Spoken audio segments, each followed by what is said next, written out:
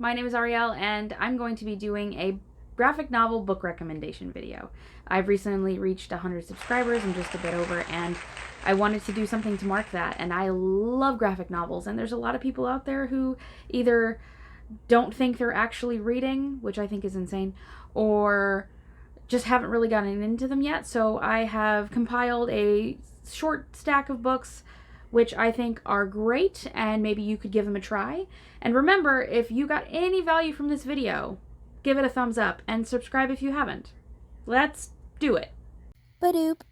So we're gonna start with something cute. Sheets by Brenna Thummler. This is adorable. It's about a girl named Marjorie, and she is 13 years old. She's running her family's laundromat. She has to deal with jerks in the laundromat, bullies at school, a guy who wants to basically buy out their laundromat for his own personal gain. And she's just unhappy. She's basically taking care of her very depressed father and sibling after their mother had passed away. And she's just all kinds of sad and melancholy. And then a ghost comes into her life named Wendell, who is a boy who lost his life. And he comes into her life and changes it for, in my opinion, the better or worse, depending on how you feel about it. But I'm going to put up some of the art in this general direction because I think that the art in this book, the illustrations in this book, really help you see her pain, his joy, and all in between. I think this is a really good start if you've never been into graphic novels and you want something adorable. Huge change of pace here. This is The Fade Out by Ed Brubaker and Sean Phillips. This book is set in 1940s Hollywood in LA.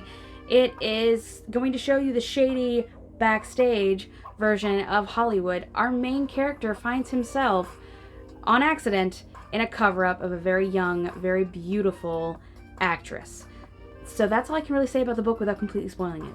I'll throw some art up here and tell you some other stuff. So there is sex, nudity, drugs, violence, death, blood. It's not really gory, but it's still good. If you want something that is kind of like a murder mystery, it's very cinematic. The illustrations in here are very cinematic. It's beautiful. I highly recommend this. Then we have The Black Monday Murders by Jonathan Hickman, Volume 1. Steph from The Nerdy Fox and I just did a book chat on this, so I don't want to say too much. Go check that out on my channel and hers. Give them both a thumbs up. So this book is essentially about greed, conspiracy, God, self-preservation, and making a lot of money. There is gore. The art is beautiful. I will throw some of that up there as well. And I love this. There was some music tracks I listened to while reading it. That's going to be in the description of the chat videos. So check that out. Next up we have Trillium by Jeff Lemire. This book was weird. You're in 3797. Human race is basically extinct. There's a sentient virus trying to kill the rest of humanity. And then all of a sudden it's 1929 and there's a group of English explorers trying to find some temples. And somehow they collide and timey-wimey stuff. There is time slips like time travel, aliens, alien languages. There's an alien language, but there is a decipher alphabet in the back of the book, so you can figure it out yourself. It's almost like being a kid and kind of doing the decipher code on the back of the box of cereal in the morning. Nostalgia. This book is like between a science fiction and an explorer adventure novel. I loved it. I was blown away by it. I read it in one sitting, which it's not very large, so it's pretty easy to do, but I loved it. This is one of those books that I recommend to literally everyone that will let me talk. So now we're going to talk about one I don't physically have in hand, which is The Old Guard by Greg Rucka. I know that there is a Netflix movie, and I'm not saying the Netflix movie is bad, but these are better. So far there are 2 volumes out, which I believe feature 5 smaller comics in each. They are so good. So our main characters are all immortal, but they have spent many a century traveling the earth and using their immortalness to kick butt and take names. But now they live in the 21st century and it's a lot harder to blend in because phones and pictures and cameras and security cameras and identification and all that fun stuff. These are in full color. They are gory. I loved them. I cannot wait for the third one to come out. I have no idea when that's happening.